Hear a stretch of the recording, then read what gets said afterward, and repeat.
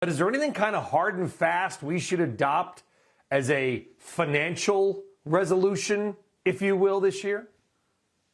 Yeah, good morning, Brian. I think it's day 4 of 2022. So if you've stuck with your resolutions this far, congratulations. If you've procrastinated a little bit, I think investment discipline should be the theme for resolutions heading into 2022.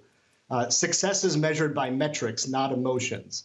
And as with most things, exceptional and predictable results are fueled by unique, strict, and structured discipline. And we implement the 3 R's, Brian: rules, risk, returns. And it's those practices that govern everything we do, from how we buy stocks to how we sell stocks, whether we're going to invest or not invest. And I think that's the takeaway for resolutions for 2022. It's all about discipline. Yes, it is, in so many ways. So, Kevin, let's get a little more direct on the discipline story, because we're going to talk about Apple a little bit later on in the next half hour. I'll give you a summation. Morgan Stanley basically saying it and some other tech stocks have gotten so big that they may be kind of a systemic risk to the market. Apple, your biggest holding by far. Is this a case where, as much as you love the company, its sheer gains and size mean your discipline says, I have got to trim a little Apple? Yeah, absolutely. It's never a bad thing when you're selling into the upside, right? You know, you and I did a segment a few weeks ago about sell disciplines. Then anything that we own is going to be a 5% targeted allocation. So when we see Apple increasing like this, and again, we love it, we're going to be pulling back, taking a little bit of profit. We're not removing the position, but we're just managing risk. You know, our rules are based, and everything fundamentally is driven by this discipline practice.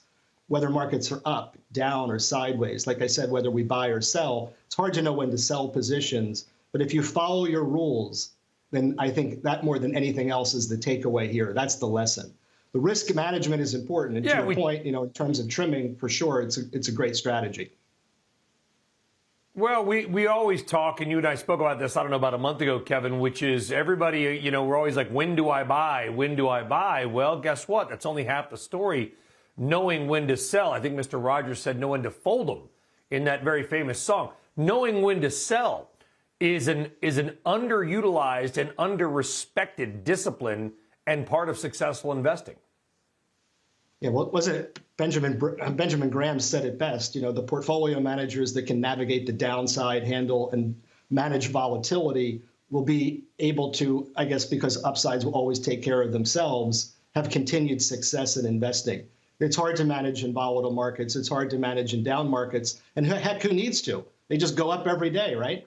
Well, I think maybe 2022 will teach us a little bit more about rules, risk, and returns, because things aren't going to go up every day. And it's going to be much more important to dig into stocks, to look at the earnings, to look at the fundamentals, to look at the dividends in particular. And I think dividends will play a big part moving forward in 2022 and beyond. A little more of a basic, quickly, Kevin, you think 2022 will be a little more of a basic year? Byron Wien thinks it will be. Maybe we could end the year flat on the S&P 500. I think we'll still be higher, but I don't think it's going to be a double-digit return. I think high single digits and dividends are important.